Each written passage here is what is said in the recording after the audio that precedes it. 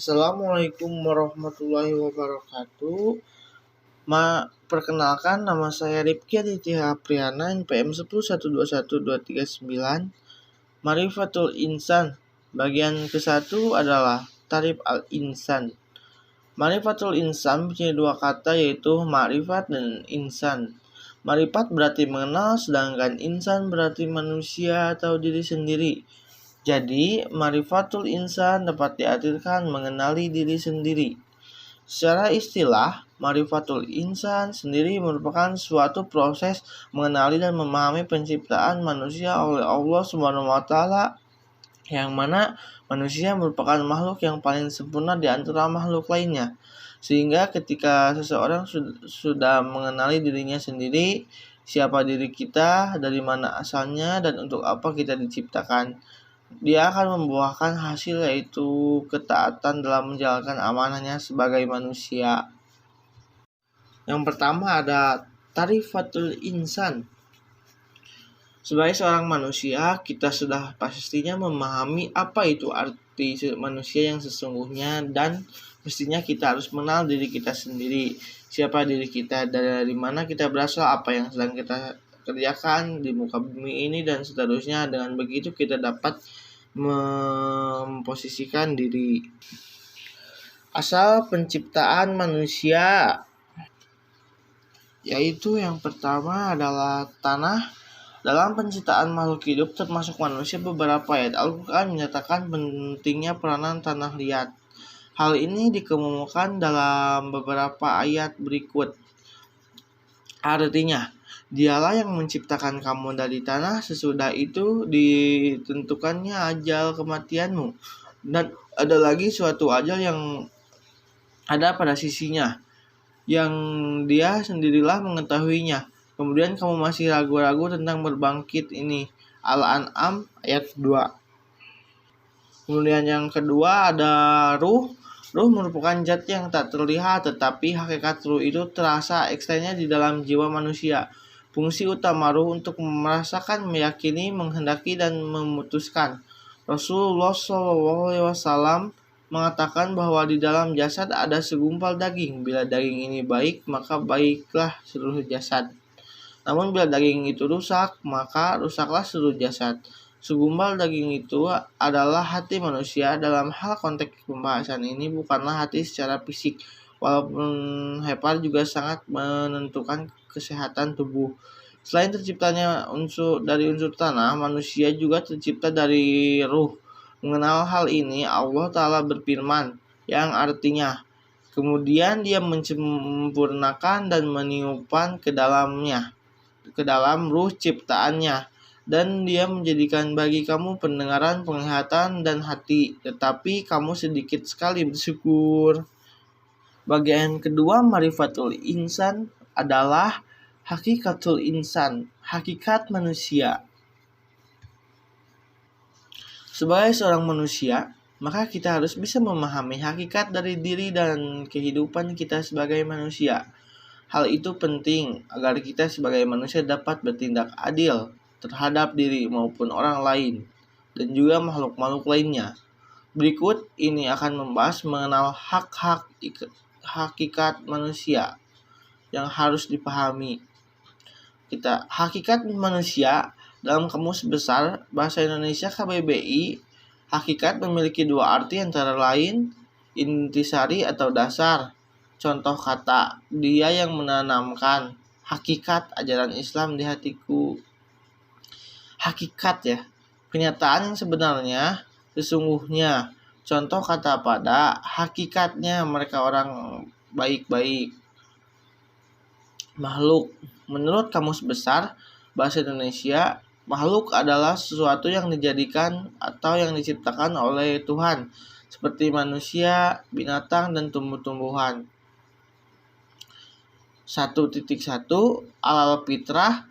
Menurut Kamus Besar Bahasa Indonesia KBBI, fitrah adalah sifat asal, kesucian bakat, dan pembawaan manusia, merupakan makhluk ciptaan Allah Ta'ala. Ia diciptakan alal fitrah, berada di atas fitrah, sebagaimana disebutkan dalam firman-Nya Quran Surat Ar-Rum 30 ayat 30 yang berbunyi, artinya maka hadapkanlah wajahmu dengan lurus kepada agama Islam sesuai fitrah Allah, disebabkan Dia telah menciptakan manusia menurut fitrah itu. Tidak ada perubahan pada ciptaan Allah. Itulah agama yang lurus, tapi kebanyakan manusia yang tidak mengetahuinya. 1.2 adalah lemah. Manusia juga diciptakan oleh Ta'ala dalam keadaan do'if atau lemah. Kelemahannya terutama dalam menghadapi godaan hawa nafsunya. Kadangkala mereka mengalami lemah azam, tekad, lemah iman, dan lemah kesabaran. Selain itu pun pada dasarnya memiliki kelemahan fisik, sehingga Allah Ta'ala menetapkan kebijakannya dengan memudahkan berbagai perintahnya dan larangan. Dan ketika terjadi kesulitan dibolehkan olehnya, manusia melakukan sesuatu yang hukum asalnya adalah terlarang. Misalnya dihalakannya memakai bangkai bagi orang yang kelaparan. Allah berfirman dalam Quran An-Nisa ayat 28 yang berbunyi, artinya Allah hendak memberikan keringanan kepada karena manusia diciptakan bersifat lemah. Quran Surat An-Nisa ayat 28. Manusia juga yang ke-1.3 diciptakan bodoh. Manusia diciptakan oleh Allah Subhanahu wa Ta'ala dalam keadaan jahil. Jahil itu adalah bodoh. Allah Ta'ala mengungkapkan kondisi manusia ini dengan firman-Nya. Artinya, sesungguhnya kami telah menawarkan amanat kepada langit, bumi, dan gunung-gunung, tetapi semua enggan untuk memikul amanat itu, dan mereka khawatir tidak akan melaksanakannya berat.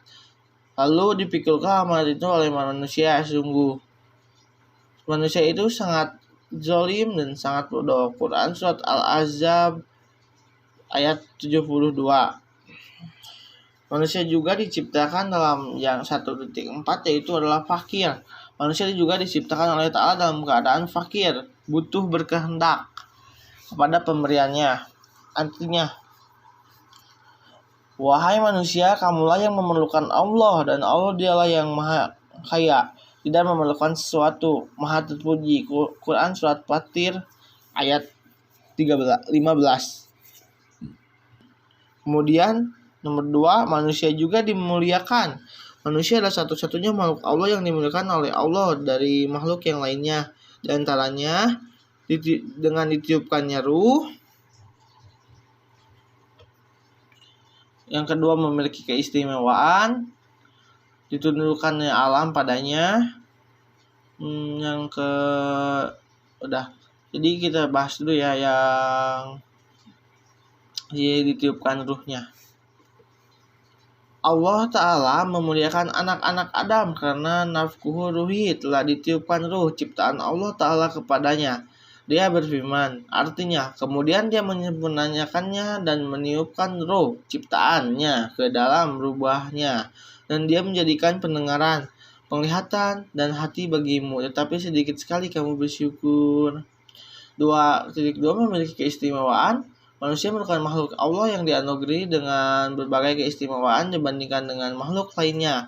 Firman Allah dalam Quran Surat Al-Isra ayat 70 yang berbunyi, artinya, dan sungguh kami telah memuliakan anak cucu Adam, dan kami angkat mereka di darat dan di laut, dan kami beri mereka rezeki dan yang baik-baik, dan kami kelebihkan mereka di atas banyak makhluk yang kami ciptakan dengan kelebihan yang sempurna.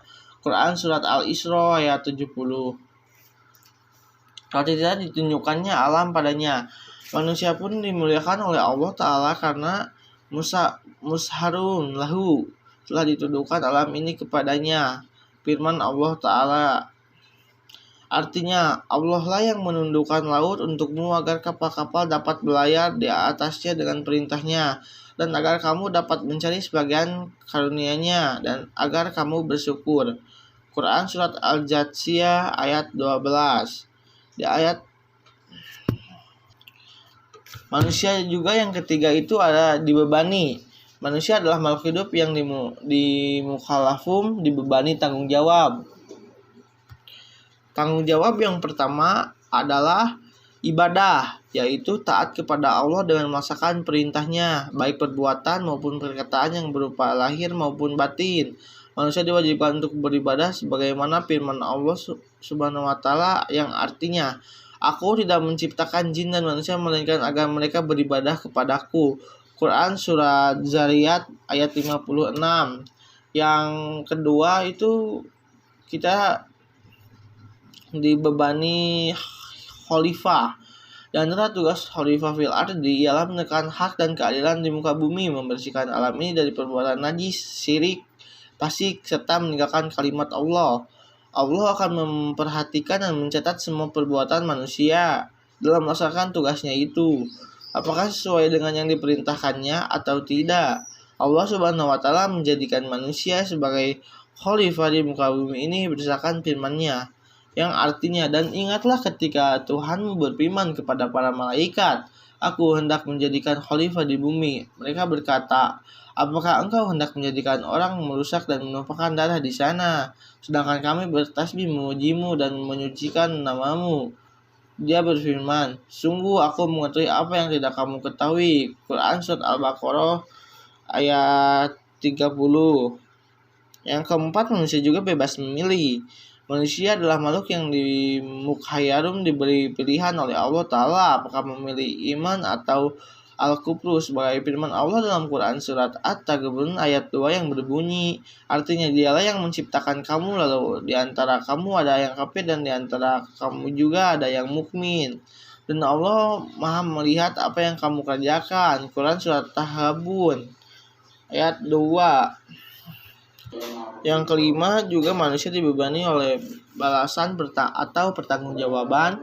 Setiap perbuatan pasti akan mendapatkan balasan atas yang telah ia perbuat Allah, maka hendaklah manusia dapat memilih apa yang ia lakukan. Dan Allah berfirman, artinya, dan janganlah mengikuti sesuatu yang tidak kamu ketahui, karena pendengaran, penglihatan, dan hati nurani semua itu akan diminta pertanggungjawabannya nanti.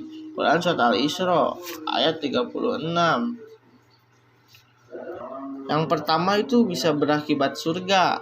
Firman Allah Ta'ala, adapun orang-orang yang beriman dan mengerjakan kebajikan, maka mereka akan mendapatkan surga tempat kediaman sebagai pahala atas apa yang telah mereka kerjakan. Quran Surat As-Sajdah ayat 19. Kemudian yang ke-5.2 itu juga ada neraka, sedangkan mereka yang ingkar akan mendapatkan balasan dari Allah, karena yang surga itu akan mendapatkan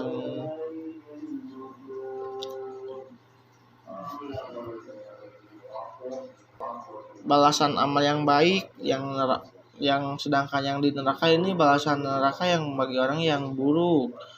Firman Allah, jika kamu tidak mampu membuatnya, dan pasti tidak akan mampu, maka takutlah kamu akan api neraka yang bahan bakarnya manusia dan batu, yang disediakan bagi orang-orang kafir. Surat Al-Baqarah ayat 24.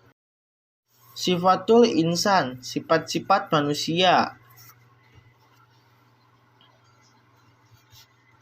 Yang pertama, jiwa manusia diberi 2 jalan, sebagaimana firman Allah Quran Surat Al-Balad, dan kami menunjukkan kepadanya 2 jalan, dan Allah memperjelas lagi di Quran Surat Al-Asyam ayat 8 bahwa jalan yang akan ditempuh yaitu jalan kebaikan dan keburukan. Dalam surat Quran Al-Asyam ayat 8, artinya maka mengilhamkan kepada jiwa itu atau jalan kefasikan dan ketakwaannya. 1.1 Jalan benar. Definisi takwa, membersihkan jiwa. Menurut Ibnu Qayyim berkata, hakikat takwa adalah menaati Allah atas dasar iman dan istisab, baik terhadap perkara yang diperintahkan ataupun perkara yang dilarang. Kemudian tulisannya 1.1, ada juga 1.1 yang banyak bersyukur. Bersyukur adalah suatu perbuatan yang bertujuan untuk berterima kasih atas segala limpahan nikmat yang Allah SWT berikan.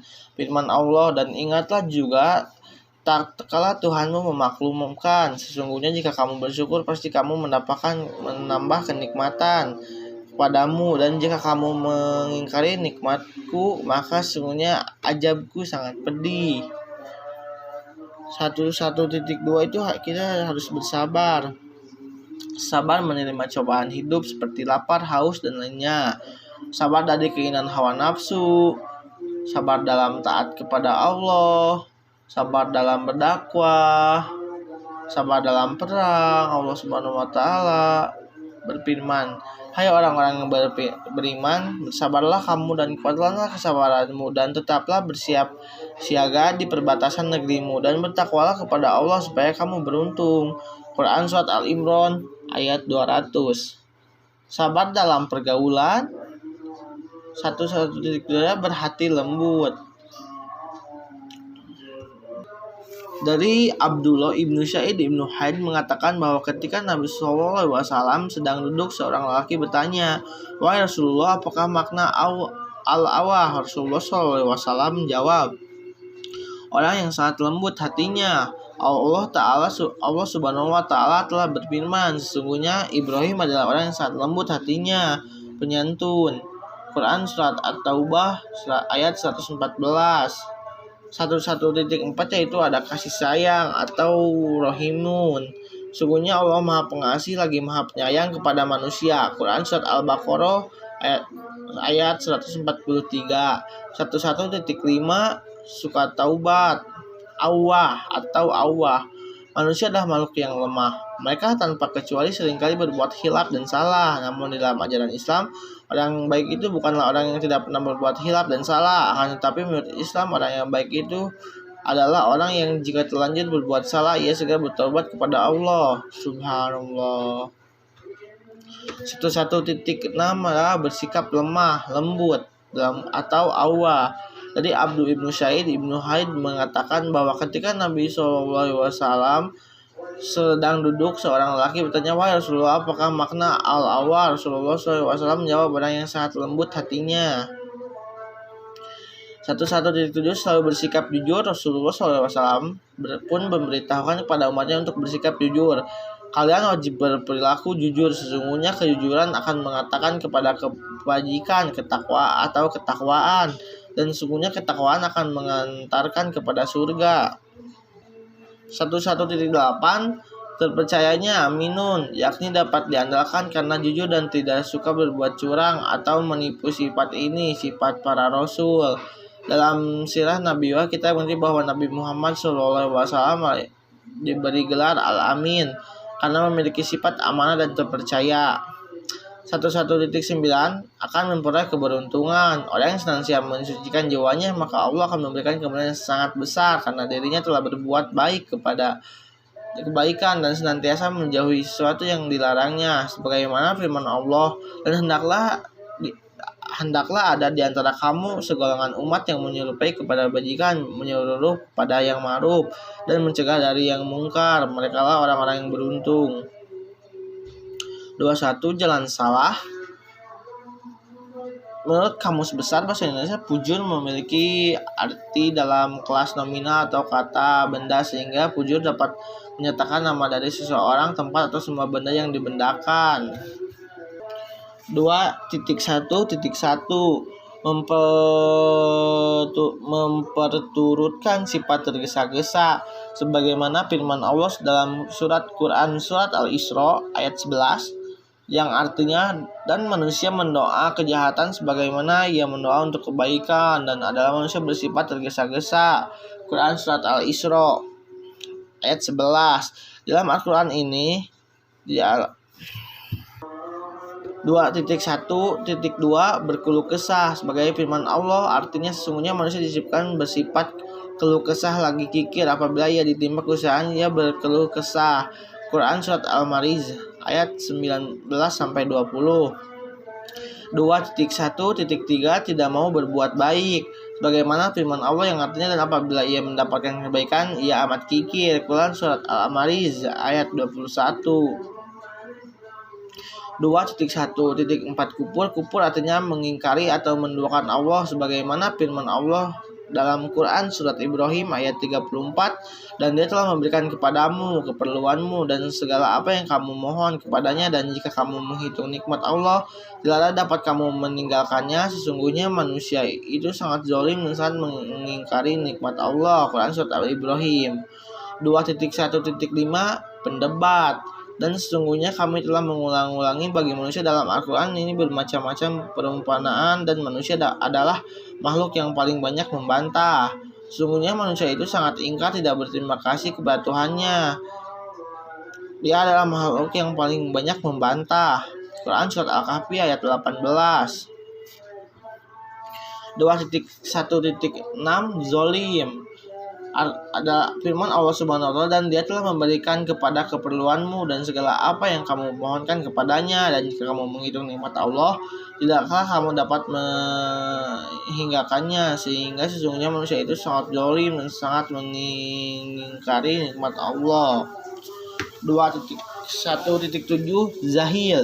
Sebagai firman Allah Quran surat Al-Ahzab ayat 72, artinya sesungguhnya kami telah mengumumkan amanat kepada langit, bumi, dan gunung-gunung, maka semuanya enggan untuk memikul amanat itu, dan mereka khawatir akan mengkhianatinya.